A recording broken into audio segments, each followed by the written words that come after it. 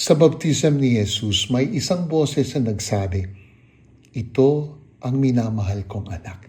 Matthew 3:17. Hindi lang ito tungkol kay Jesus. Kwento rin ito ng buhay natin. Bumaba si Jesus sa tubig hindi dahil may kasalanan siya, kundi para ipakita ang daan sa atin.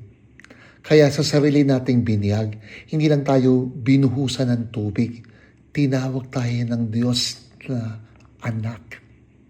Sa pelikulang Call Me Mother ni Vice Ganda, makikita natin ang mga taong naghahanap ng pamilya and the need for acceptance. Ipinapakita ng pelikula ang hinahanap ng puso ng tao. At ang ebanghelyo ay may ibinigay na sagot. Tandaan mo, hindi ka mahal ng Diyos dahil sa ginagawa mo o sa naibibigay mo. Mahal ka niya dahil anak ka niya. Kaya kung pagod ka na o pakiramdam mo mag-isa ka, huwag mong kalimutan, you are God's child at hindi ka niya iiwan. Kung may naisip kang isang tao, pakishare ang message na ito. Tandaan, pray always, ingat po.